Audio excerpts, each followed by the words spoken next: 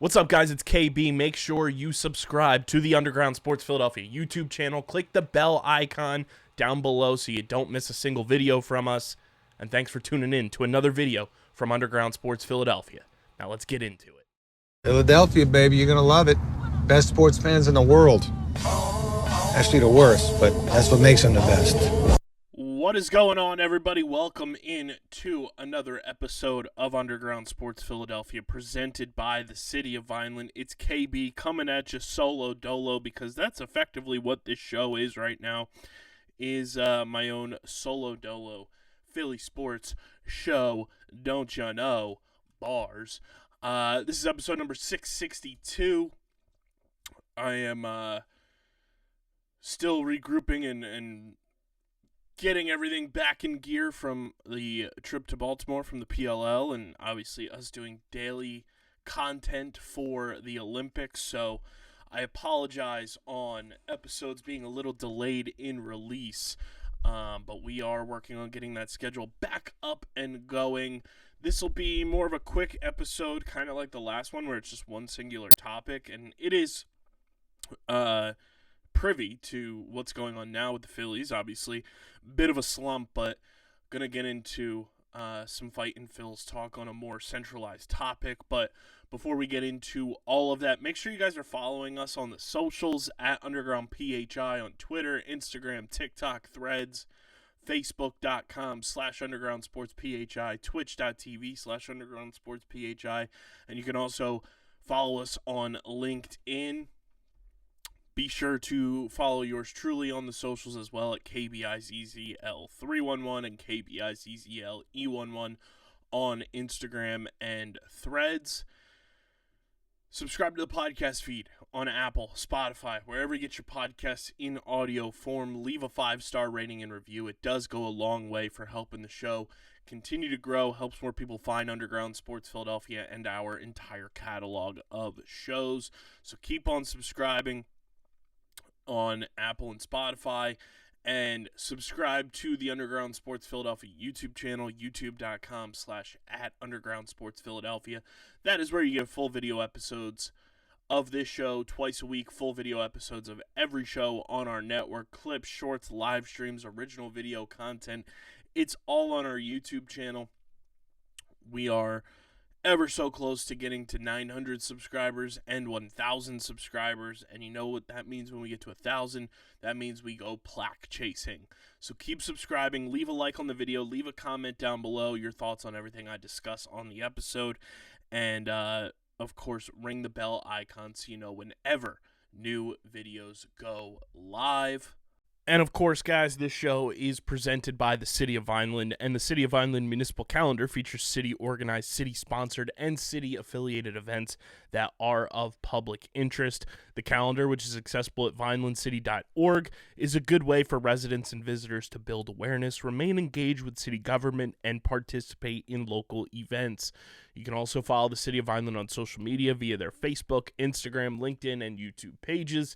And through these tools, you can stay connected to the community and get important announcements about programs and services offered by the city. Vineland, New Jersey, where it's always growing season. And big thank you to Security 21 Security Systems and Paul J. Gillespie Incorporated for their continued support of this podcast. So like I was saying, guys, Phillies hyper-focused topic on this show, as they have now won 3 out of 4. They take the Dodgers series, do what they had to do there, and that's kind of what this is mostly focused on. You know, you lose the opener there, but you've taken 3 out of 4. Good sign. The big takeaway from this Dodgers series, and it won't get talked about a lot moving forward, but it's something that we need to keep in our back pockets as this season progresses and as the Dodgers continue to play well, and even the Brewers, as they continue to play well. That is also something to take into account from earlier this year, if I'm not mistaken, when the Phillies did play the Brewers back in June. They were able to sweep them. That's a huge, huge thing for the Philadelphia Phillies there. And, you have 3 games against the Brewers in Milwaukee in September, so something else to kind of just keep in mind, that the Phillies need to win one more of those games against the Brewers, just like they did against the Dodgers in this series, to have that tiebreaker over the other two division leaders in baseball right now. When it comes to tiebreakers, and we haven't been like accustomed to having to worry about this over the past couple of seasons with the Phillies being back in the playoffs and everything, but when it comes to the tiebreakers, like, that's huge.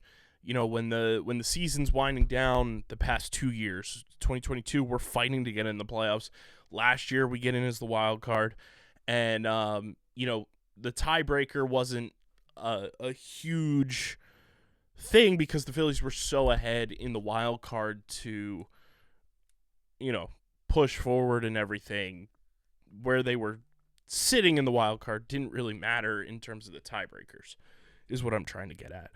When it comes to overall standings and everything, with this team, if you have the tiebreaker over the Dodgers, you have the tiebreaker over the Brewers, if things are going to go the Phillies' way this year, which, you know, it's been a struggle recently, but I think for the most part, we all have a good feeling about this team and knowing what they're capable of when the lights come on, Red October rolls around, and, you know, the stage is set and they're ready to rock and roll. They know how to perform for the most part under those bright lights.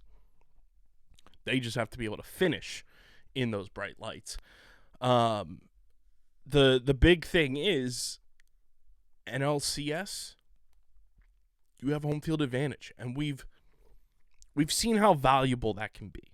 And obviously last year didn't go the Phillies' way when it came to the NLCS, but having that home field advantage was huge as the wild card leader, and having that ability to finish ahead of the Diamondbacks in the standings. You had the ability to close things out at home.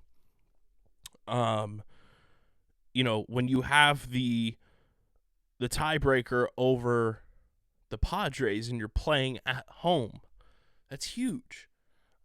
And when we're looking at it now, where we assume the Phillies are going to be playing against some of these top dogs potentially in the NLCS, if you have a home field advantage against the Dodgers in the NLCS, less travel out west.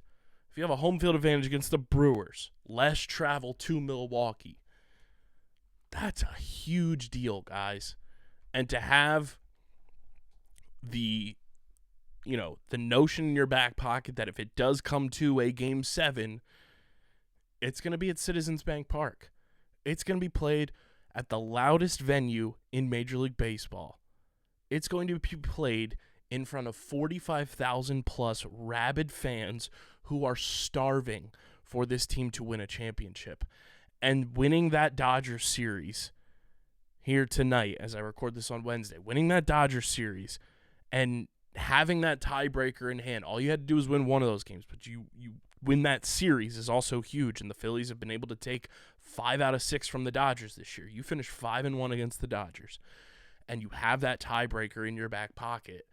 When push comes to shove and these, down the stretch matchups for each team and magic numbers come into play, and you're pushing and trying to fight for that top spot, the Phillies have a tiebreaker in their back pocket and potentially could have one in late September if they're able to win one of those games against Milwaukee on the road, September 16th, 17th, and 18th. Having those tiebreakers as a division leader in baseball is huge. We've seen it time and time again, and I know there's been anomalies where, road teams have won every part of a series, whatever it may be. But I'm sure if you polled 100 Phillies fans today, hey, if you had the ability for the Phillies to have home field advantage in a playoff series, would you take it? 100 out of 100 are going to say yes. Why would you not want that ability? Why would you not want to have your fans behind you? Why would you not want to sleep in your own bed more often than not? Be around your family more often than not? I think the ability to have, home field advantage throughout the playoffs and clinching that number 1 seed, and we haven't seen how the Phillies would adapt with this bye week that teams get from the wild card round. It remains to be seen, but I think this team, more than anything, because they've been there the last 2 years, know what the playoffs are about. They know how to approach the playoffs. And when you have guys that are postseason experienced 1 through 9, when you have guys 1 through 4 in your rotation who are postseason experienced, and that's a benefit for this team too, as we sit here in August, is that they have guys who have pitched in the postseason, who numbers 1, 2, 3, and 4 in your rotation are postseason seasoned and know what it takes to pitch in the playoffs. That's an advantage that the Dodgers don't have. That's an advantage the Brewers don't have. That's an advantage the Braves don't have. That's an advantage that no team coming into the National League playoffs, when it's all said and done, I don't care who is in the standings right now, in terms of wild card, regular season, whatever it may be, the only team, and it's only for 1 year, is the Diamondbacks. They're the only team right now. Padres, they have a bit of a different rotation. They missed out last year, so again, they're like a one and done type of thing. And even if the Mets sneak in, they don't have pitching to save their lives. So I don't know how they would fare in the postseason, but it would be hilarious if they knocked the Braves out. But the Phillies have 2 full years of guys being Wheeler, Nola, Ranger Suarez, and then last year more specifically Christopher Sanchez, pitching in the postseason and knowing what it takes to get the job done in the postseason. One thing's for certain, this bullpen knows how to pitch in the postseason. This bullpen no longer includes Craig Kimbrell in the postseason, and that's a huge benefit as well. You don't have to worry about pushing that button. This bullpen now does not have Gregory Soto in the postseason.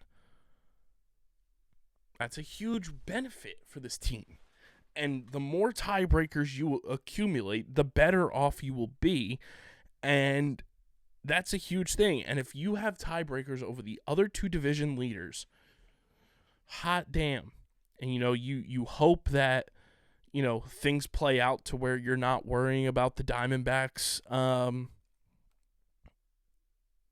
hopping the Dodgers in the division, because the big series against the Diamondbacks coming up is going to determine a lot. That's 4 games that they can go up and swipe a tiebreaker from you in the standings if they're able to catch the Dodgers, which I would not be a fan of whatsoever. But to have that tiebreaker over the Dodgers is such a massive, massive win for this Phillies team. And I know it's been a tough go since the All-Star break. I know it's been a tough go going into the All-Star break, since that final series, really, against the Oakland A's. And then you struggle against the Pirates, you struggle against the Twins, where those are 2 series that you should have won. The Guardians kind of embarrass you, and you should have won that game on the Sunday to win that series. The Yankees come in and flat out embarrass you. And then that Seattle series gets off to a rough start, but now you've won 3 out of 4. And you just try to build momentum off of that. And I think this team, more than anything, just needs to relax. They need to find their swagger again and just not press. I feel like they're trying to do too much to get out of this funk that they're in. And, I'll say it until I'm blue in the face. The reason that this slump for the Phillies recently has felt more under a microscope than anything is this team normally slumps in April and May. They get off to these slow starts, and that's why we've been in the wild card position the past 2 years, because we've had to dig ourselves out of a hole to get to where we want to be. And now, because they got off to this hot start in April, in May, pretty much all of June, outside of, the blip on the radar against the Orioles, the weird Sunday night game in June against the Cardinals, London, Boston was a little shaky. But, it wasn't like crazy. It was kind of expected losses, but you still played well in June. You normally see the slump, and then June they break out of it. But now, June, July, especially July and now into August, they're the only team in town doing anything. In April and May and even, early March, the Sixers are still playing. The Sixers playoffs are going on. The Flyers are playing. NHL playoffs are on. March Madness, is at its tail end, and there's so many other distractions. The NFL draft happens in April. So there's other distractions that people don't necessarily need to buy in right away, and they can wait and see how things play out. And when they wait and see how things play out, it's June, July, August, September, and the team is on a roll, so then they buy in. But because they got off to such a hot start, people started paying attention early, and now there's nothing to distract them because it's the middle of the summer. And this team is under an even stricter microscope from fans because they're not used to the struggles happening now. This is normally when the Phillies go on a roll. This is when the Phillies find their swagger and their groove. And now they're slumping. So now everyone's concerned. My biggest thing from this, number one, is you got the tiebreaker over the Dodgers in your back pocket. That's a huge win in and of itself for this season, and it won't be talked about enough, but when the end of September rolls around and the Phillies have that tiebreaker, remember to come back to this podcast episode. Number two, this slump has happened for the Phillies, and they have at points gained ground in the standings, lost marginal ground in the standings. It has not been a huge detractor from their division lead, from the overall National League lead. The ebbs and flows of a baseball season are what make baseball so magnificent and magical. And you don't have to truly worry right now because the Braves are slumping. The Mets are slumping. Nobody is gaining ground on you in the division. The Dodgers you beat them head to head. The teams that are in your rear view right now are further away than they appear.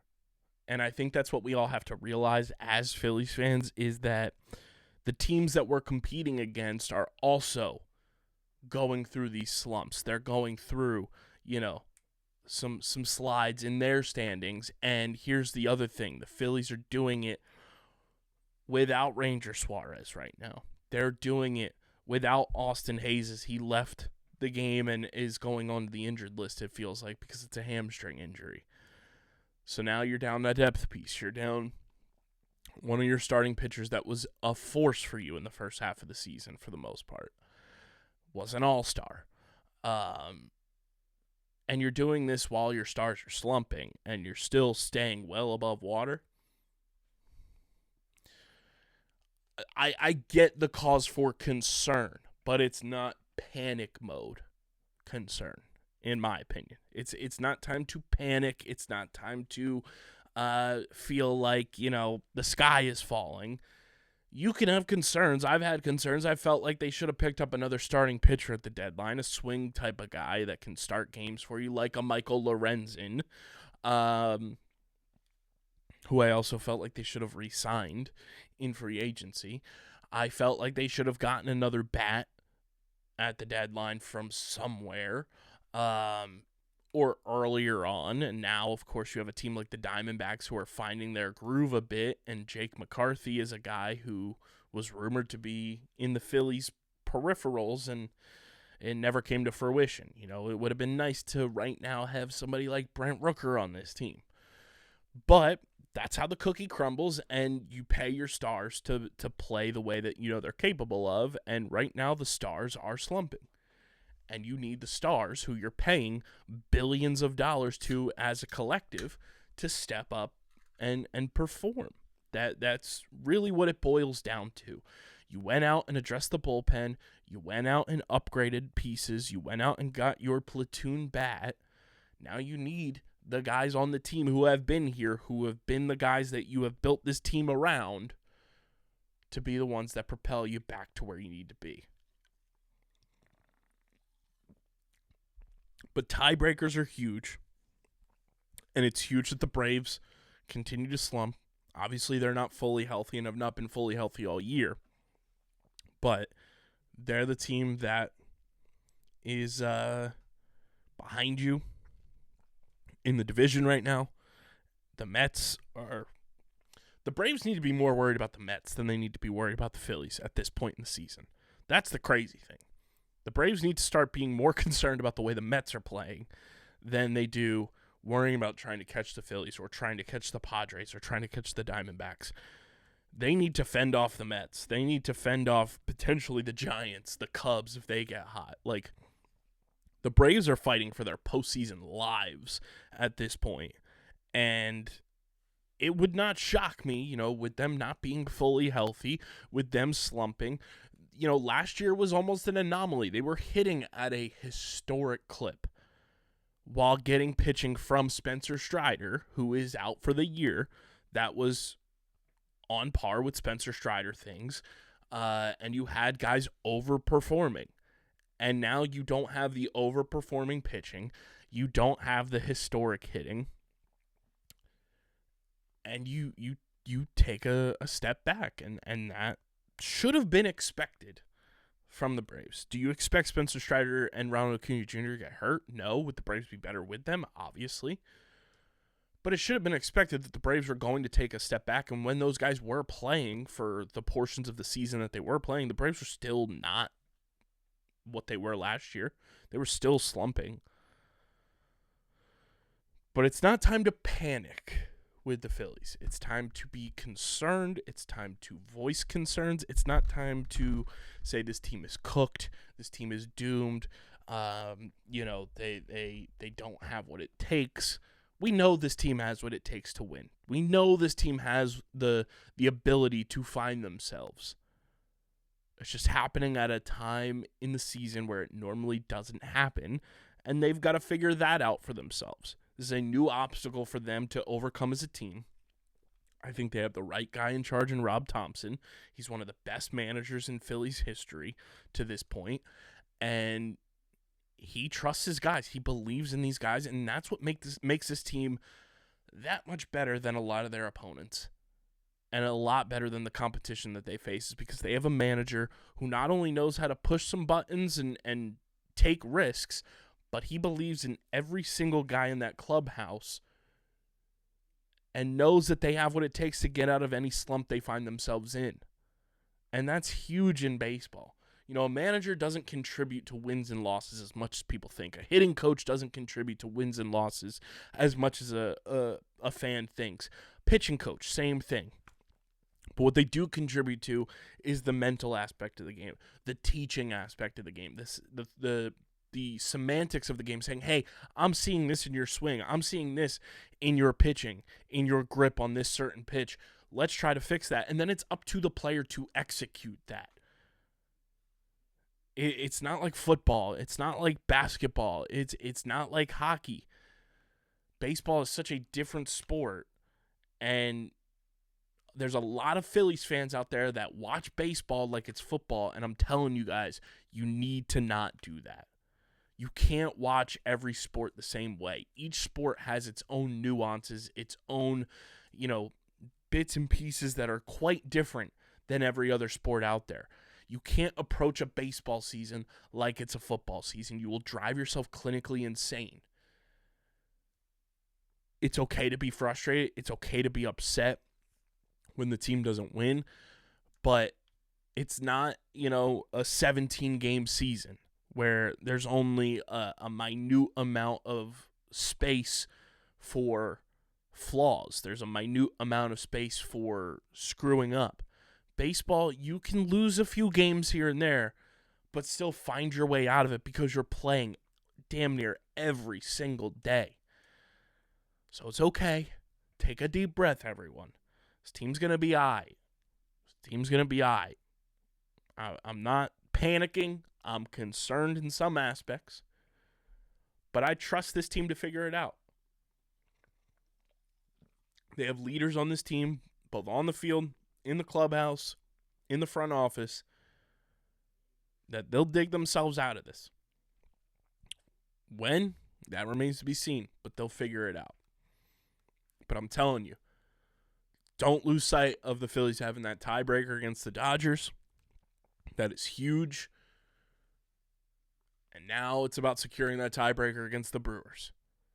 Those two are wildly important, in my opinion. Those are things that we need to check off the list, and you checked one off the list already. Now in September, you got to check that one off against the Brewers, and that is a huge thing going into the postseason. Make sure you guys are following us on the socials at Underground PHI, Twitter, Instagram, TikTok, Threads, Facebook, LinkedIn, Twitch, all of it. Follow me on Twitter at KBIZZL311. Please, guys, subscribe to the podcast. Subscribe to the pod. Apple, Spotify, wherever you get your podcasts in audio form. Leave a 5-star rating and review. It really does go a long way for helping the show continue to grow, helps more people find Underground Sports Philadelphia, and allows us to do dope stuff with and for you guys. On one of the next two episodes, on one of the next couple of episodes, I'm going to have a pretty big announcement. As I've been sitting here, we've been doing the daily Olympics content. We've been doing a whole bunch of stuff here at Underground Sports Philadelphia that, I want us to be putting out the best content possible. And, I know there's a lot of people who respect my opinion on sports and respect what I have to say. But sometimes I do feel like, and it might just be me overthinking it, so leave a comment on YouTube one way or the other. Not having a consistent co-host has been tough to kind of riff and get good content flowing and just kind of talking to myself while also talking to the hundreds upon thousands of you who listen to this show. So I'll have a more formal announcement coming about some things I've been thinking of and possible avenues about how to approach it. So stay tuned for that. Only way you're going to know about it is if you follow us and you're subscribed to the pod. Subscribe to the Underground Sports Philadelphia YouTube channel. Hit the like button. Ring the bell icon. Leave a comment down below. Your thoughts on the Phillies snagging that tiebreaker from the Dodgers and your hopes on them securing the tiebreaker against the Brewers as well. Are you concerned about this team? Are you worried? Are you nervous? Is it panic mode for you? Let me know in the YouTube comment section. Leave it in a podcast review as well. And of course, guys, this show is presented by the city of Vineland, and whether you're a company looking to expand, relocate, or you're a new business startup, selecting the right location is critical to your success. Vineland, New Jersey offers both an affordable business location and an excellent quality of life. The city's economic development department is a one-stop source for moving your project through the development and approval process, and their goal is to make this process as smooth as possible and to provide the fastest turnaround times in the region. If you are considering potential locations for your operation, contact the Vineland Economic Development Team at 856-794-4100. That's 856-794-4100. Vineland, New Jersey, where it's always growing season. And big thank you to Security 21 Security Systems and Paul J. Gillespie Incorporated for their continued support of this podcast. This has been episode number 662. I promise the episodes will be flowing like crazy. I promise. We're getting caught up. Promise you. But until the next one, I'm getting the heck up out of here, and I'm signing off. Peace.